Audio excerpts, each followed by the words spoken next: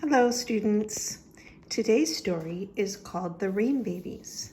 I chose it because I have a special announcement. Mrs. Walker had her baby.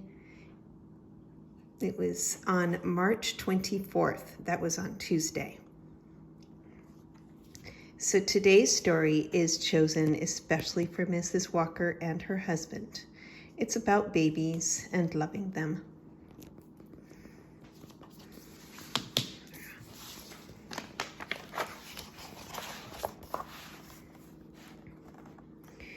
In a small house in a green meadow lived an old woman and her husband of many years. Food they had aplenty, and a good roof over their heads. The river ran close to their door, but the thing they wanted most was the thing they lacked, a child to call their own. The days of good, honest work left little time for pinning. But when twilight fell, the woman would sit down at the table and sigh. If children grew in flower pots or blew down the chimney with the March wind, what a lucky woman I would be. One spring night, the couple tucked in bed, snoring softly, when a broad white light slid across the old woman's pillow. Her eyes fell open as she sat bolt upright, though she could hear the steady tattoo of rainfall on the rooftop. Her gaze met the white face of the full moon, peering round-mouthed through her window. The old woman shook her husband. "Wake up, old man. I've heard the moon shower brings good fortune to everyone it touches." The old man rose grumbling, following his wife outside.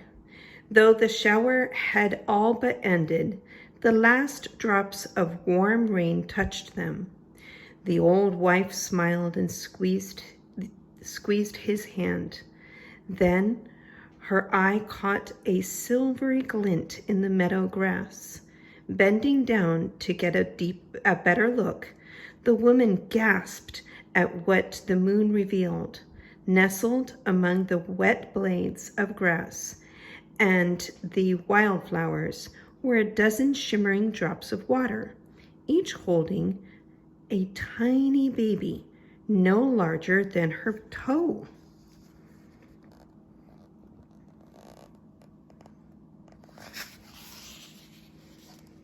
With utmost care, the couple gathered up the wee babies and brought them into the house.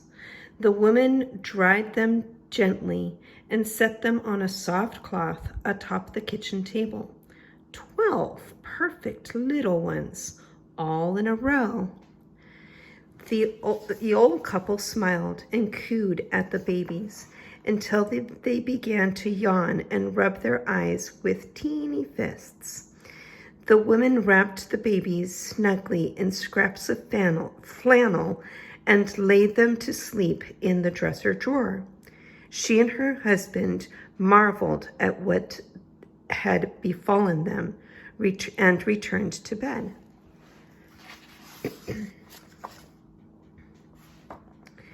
Day after day, the old couple cared for the Rainbabies, soon grew accustomed to their ways. The infants seemed happiest after dusk and when the sky was overcast. When they were tired or wanted to be held, they cried out in tinkling voices and reached up their plump little arms. The old man and woman soothed the Rainbabies in the palms of their hands and rocked them to sleep in a pair of wooden shoes lined with handkerchiefs. The old woman would sing, "By and by, by and by, moon is half up lemon pie. The mice who stole the other half have scattered star crumbs in the sky. By and by, by and by. The darling babies, my darling babies, don't you cry. The moon is still above the hill. The soft clouds gather in the sky. On warm, hazy days, the old man and woman would carry the babies in a willow basket as they went about their chores. One cloudy morning, the family set out with the fishing poles in their wooden boat to catch some supper. The woman placed the basket at her feet. The Rainbabies were soon lulled to sleep by the gentle roll of the river. The old man and woman baited their hooks and dropped their fishing lines into the water. No sooner had their hooks been swallowed by the river than the boat began to pitch. Seized by powerful current, the boat was drawn into a foaming whirlpool. A mighty wave rose up over the side of the boat, and before the old man and old woman could stop it, the basket of babies was swept overboard. The old man plunged into the river. Round and round he swam, trying to reach the basket. He swam until his heart pounded like a hammer. His limbs turned as if they were on fire, although the water was cold. And then a faint sound reached them over the roar of the current. He turned to see the old woman gesturing wildly with a fishing pole. With a heave, she flung the pole, and the old man grabbed it. Reaching out with it, he hooked the basket's handle. Then he drew the basket to him and lifted it from the water. Instantly, the water gained its calm. The man swam back to his wife, handed the basket up to her, and climbed on into the boat.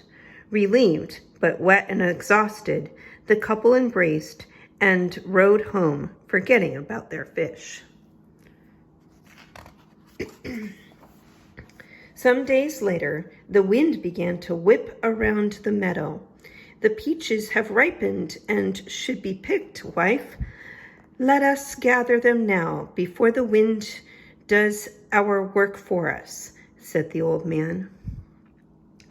So the old woman carried the basket of babies to the orchard and laid them in a small clearing. The old man climbed a ladder that was leaning against one of the gnarled trunks. He picked a peach and handed it carefully down to his wife.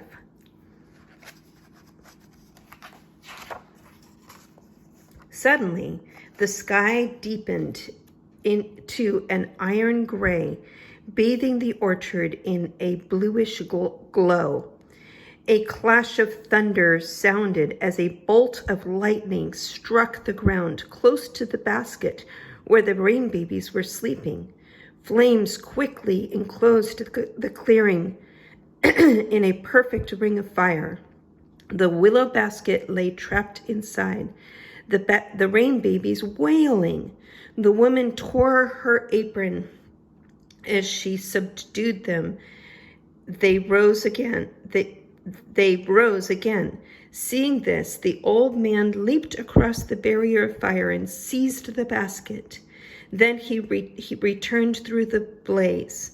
As he handed the basket to his wife, a sudden rush of rain extinguished the circle of fire.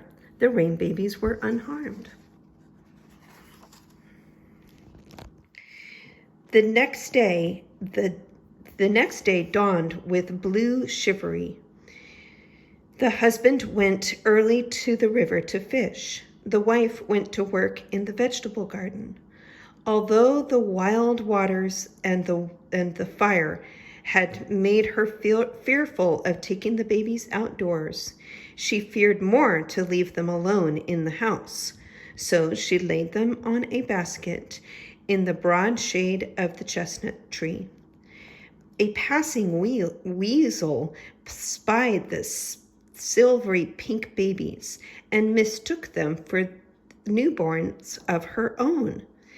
A lucky mother to have so many little ones, she thought, and me with none to call my own. With so many mouths to feed, who would mind one missing? The weasel approached the blanket, sniffling and prodding her babies with the long, whiskery snout. But the babies, sensing danger, cried out. The old woman came running, still clutching a turnip freshly dug from the earth. She reached the blanket just in time to see the weasel bound off with a tiny rain baby dangling from her mouth.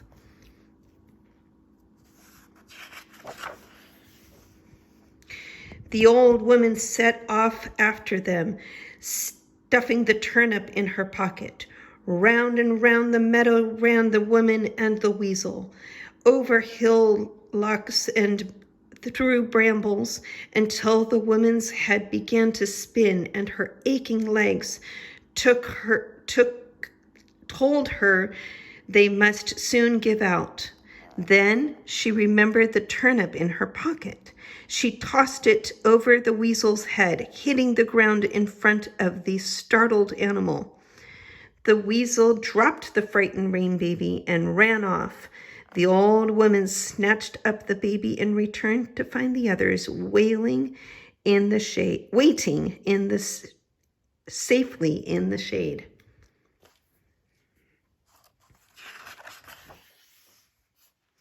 That night, after a good supper of brown bread and chowder, the old woman sat nodding by the fire.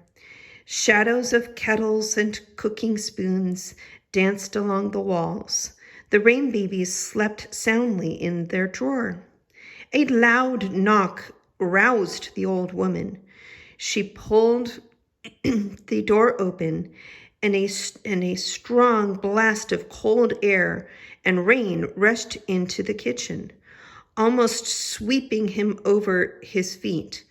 Over the threshold stumbled a tall figure wrapped in a heavy cloak. The old couple watched open-mouthed as the strange figure threw off his hood, revealing a face of a handsome youth.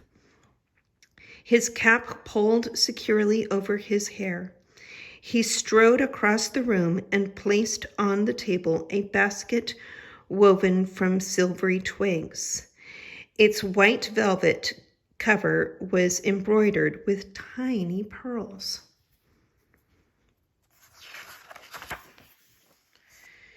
The old woman gathered her wits. "Who are you?" she asked. "I'm a messenger sent by Lady Coeur de Claire, a woman of vast and incredible riches," replied the young man.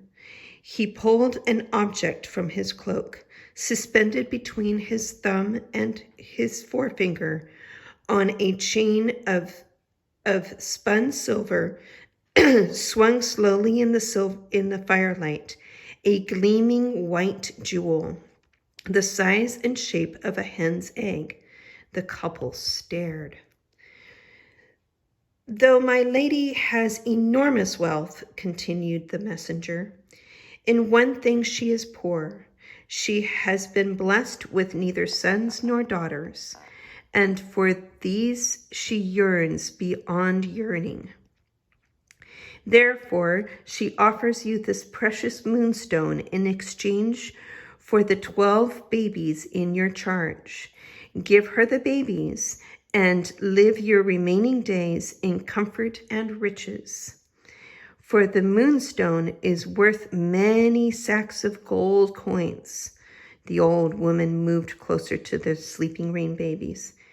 "Thank you," she said, "but these babies will stay with us." The old man put his arm around her shoulder.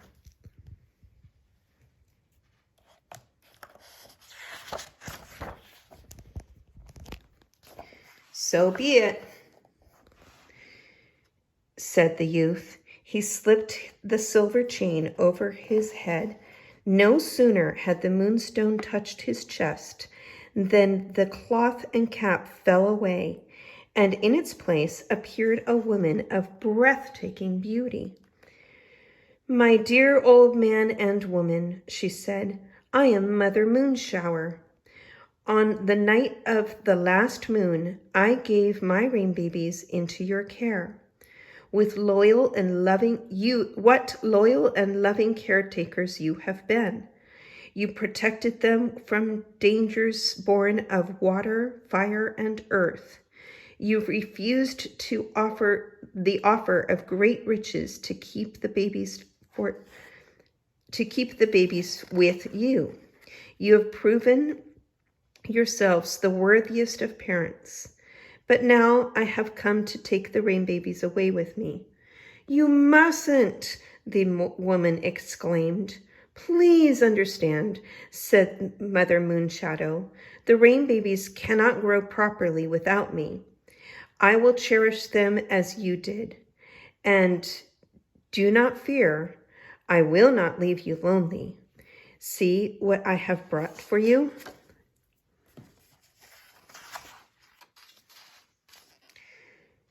She beckoned them to the table where the silver basket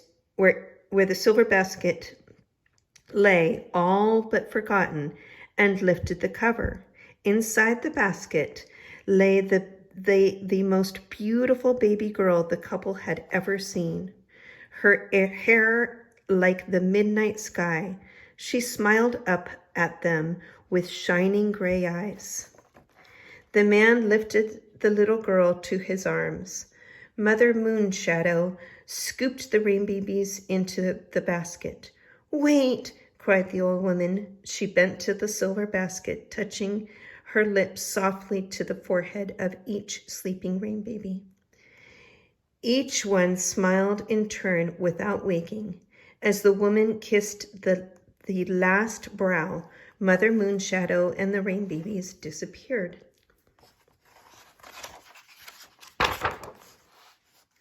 The couple named their daughter Raina. Like all children, she brought the parents great joy and a bit of heartache too. But never such adventures had befallen the rain babies. Growing stronger and more lovely with each passing year, Raina picked the sweetest peaches from the orchard and caught the sleekest fish. Her laughter warmed the small house.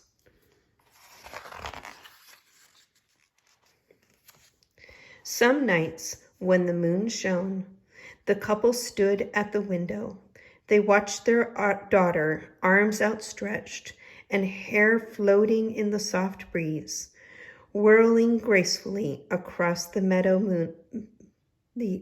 moonlit meadow. The couple felt themselves truly fortunate, for their happiness was complete. So your writing assignment, is to please write a card or a letter or picture or anything of your choice to the Walker family.